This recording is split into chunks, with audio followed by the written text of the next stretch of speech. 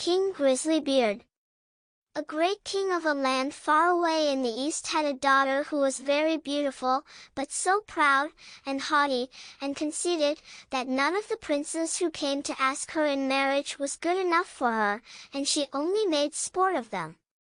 Once upon a time the king held a great feast, and asked thither all her suitors, and they all sat in a row, ranged according to their rank, kings, and princes, and dukes, and earls, and counts, and barons, and knights. Then the princess came in, and as she passed by them she had something spiteful to say to every one. The first was too fat, he's as round as a tub, said she. The next was too tall, what a maypole, said she. The next was too short, what a dumpling, said she. The fourth was too pale, and she called him Wallface. The fifth was too red, so she called him Coxcomb. The sixth was not straight enough, so she said he was like a green stick, that had been laid to dry over a baker's oven. And thus she had some joke to crack upon every one, but she laughed more than all at a good king who was there. Look at him, said she, his beard is like an old mop, he shall be called Grisly Beard. So the king got the nickname of Grisly Beard. But the old king was very angry when he saw how his daughter behaved, and how she ill-treated all his guests, and he vowed that, willing or unwilling, she should marry the first man, be he prince or beggar, that came to the door. 2 days after there came by a traveling fiddler, who began to play under the window and beg alms, and when the king heard him, he said, "Let him come in." So they brought in a dirty-looking fellow, and when he had sung before the king and the princess, he begged a boon. Then the king said, "You have sung so well, that I will give you my daughter for your wife." The princess begged and prayed, but the king said, "I have sworn to give you to the first comer, and I will keep my word." So words and tears were of no avail, the parson was sent for, and she was married to the fiddler.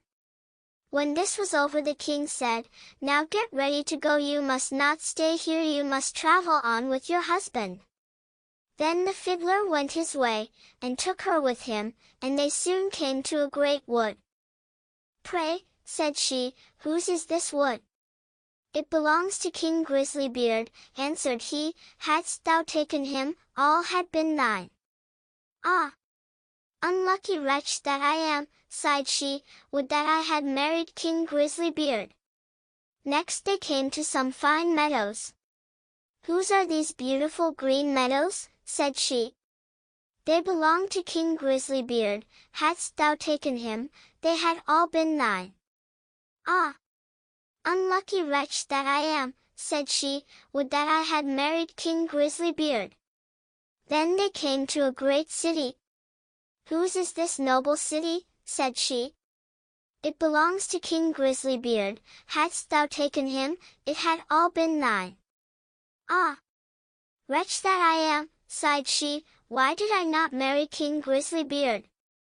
"That is no business of mine," said the fiddler, "why should you wish for another husband?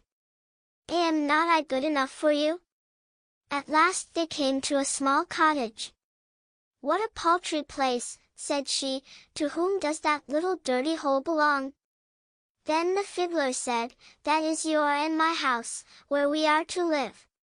"Where are your servants?" cried she. "What do we want with servants?" said he, "you must do for yourself whatever is to be done. Now make the fire, and put on water and cook my supper, for I am very tired." But the princess knew nothing of making fires and cooking, and the fiddler was forced to help her. When they had eaten a very scanty meal they went to bed, but the fiddler called her up very early in the morning to clean the house. Thus they lived for 2 days, and when they had eaten up all there was in the cottage, the man said, "Wife, we can't go on thus, spending money and earning nothing. You must learn to weave baskets." Then he went out and cut willows, and brought them home, and she began to weave, but it made her fingers very sore.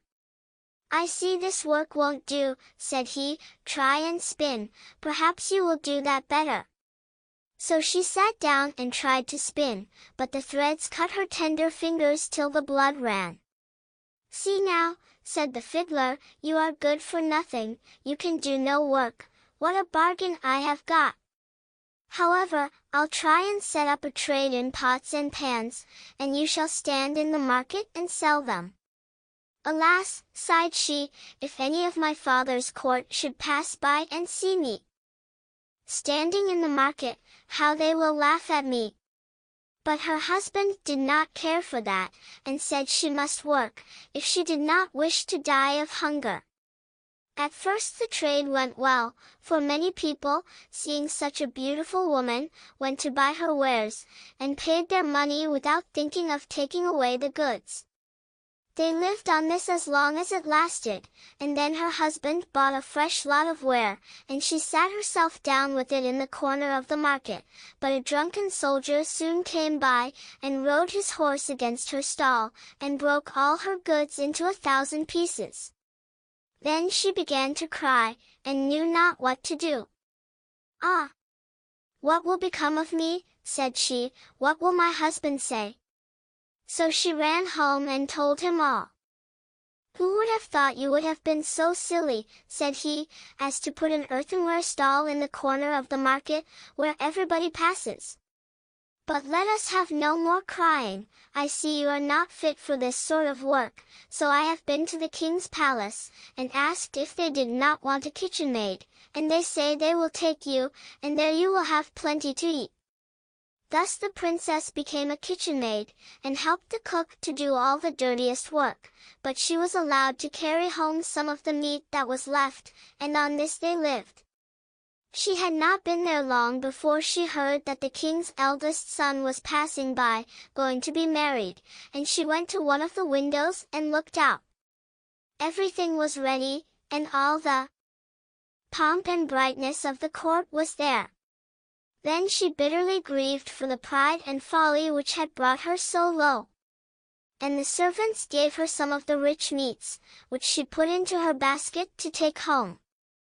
All on a sudden, as she was going out, in came the king's son in golden clothes, and when he saw a beautiful woman at the door, he took her by the hand, and said she should be his partner in the dance, but she trembled for fear, for she saw that it was King Grisly who was making sport of her. However, he kept fast hold, and led her in, and the cover of the basket came off, so that the meats in it fell about. Then everybody laughed and jeered at her, and she was so abashed, that she wished herself 1,000 feet deep in the earth. She sprang to the door to run away, but on the steps King Grisly overtook her, and brought her back and said, "Fear me not. I am the fiddler who has lived with you in the hut. I brought you there because I really loved you. I am also the soldier that overset your stall. I have done all this only to cure you of your silly pride, and to show you the folly of your ill treatment of me. Now all is over, you have learnt wisdom, and it is time to hold our marriage feast." Then the chamberlains came and brought her the most beautiful robes, and her father and his whole court were there already, and welcomed her home on her marriage. Joy was in every face and every heart. The feast was grand, they danced and sang, all were merry. And I only wish that you and I had been of the party.